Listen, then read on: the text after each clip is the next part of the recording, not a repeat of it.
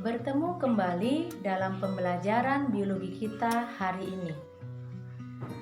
Salah satu ciri-ciri makhluk hidup adalah iritabilitas, artinya kemampuan menerima rangsangan. Rangsangan yang masuk ke dalam tubuh makhluk hidup akan ditanggapi dalam bergerak atau pergerakan. Maka materi kita hari ini adalah mengenai sistem gerak. Gerak pada makhluk hidup itu dilakukan oleh dua cara atau dilakukan dengan dua cara, ada secara aktif, ada secara pasif. Berarti alat gerak aktif dan alat gerak pasif. Yang menjadi alat gerak pasif adalah tulang atau rangka. Sedangkan yang menjadi alat gerak aktif adalah otot. Mengapa tulang disebut alat gerak pasif, sedangkan otot disebut sebagai alat gerak aktif? Tulang disebut alat gerak pasif karena tulang bergerak atas kendali otot, dan karena tulang itu sendiri melekat di otot.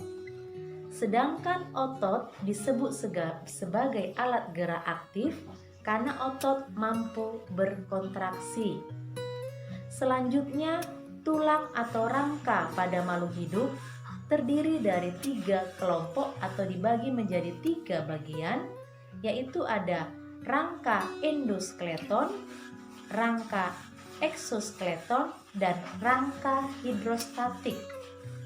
Rangka endoskeleton itu adalah rangka dalam, misalnya pada manusia dan pada vertebrata lainnya. Rangka eksoskeleton itu adalah rangka luar, misalnya terdapat pada hewan arthropoda. Sedangkan rangka hidrostatik ini adalah rangka air, artinya air yang menyebabkan terbentuknya bagian tubuh makhluk hidup tersebut. Ini terdapat pada cacing tanah. Nah, selanjutnya kita lihat mengenai fungsi daripada tulang itu sendiri. Beberapa fungsi tulang antara lain, yang pertama sebagai penopang tubuh. Yang kedua, memberi bentuk tubuh.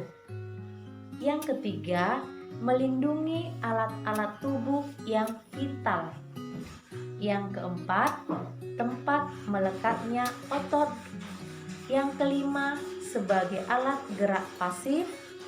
Yang keenam, tempat pembentukan sel-sel darah merah. Dan yang ketujuh adalah tempat menyimpan kalsium. Nah, tulang itu sendiri dibagi menjadi 3 bagian berdasarkan bentuknya. Yang pertama adalah tulang pipa. Ini tulang berbentuk panjang, misalnya terdapat pada tulang paha. Yang kedua, tulang pendek. Tulang ini berbentuk kubus, terdapat pada pergelangan tangan. Yang ketiga adalah tulang pipi. Tulang ini terdapat di bagian tulang dada ataupun tulang tempurung kepala. Nah, selanjutnya berdasarkan susunan matriksnya, tulang dibagi menjadi 2, yaitu tulang keras atau osteon dan tulang rawan atau kartilago. Tulang keras atau osteon nanti ada 2 lagi pembagiannya, yaitu tulang spons dan tulang sejati. Sedangkan tulang kartilago atau tulang rawan dibagi menjadi 3, yaitu tulang rawan elastin, tulang rawan fibrosa, dan tulang rawan hialin. Itu berdasarkan matriksnya. Nah, untuk selanjutnya, susunan pada tulang secara umum terdiri dari 2, yaitu tulang aksial dan tulang apendikular. Mengenai penjelasan tulang aksial dan tulang apendikular dapat kita lihat pada video selanjutnya. Demikian yang bisa Ibu sampaikan. Terima kasih.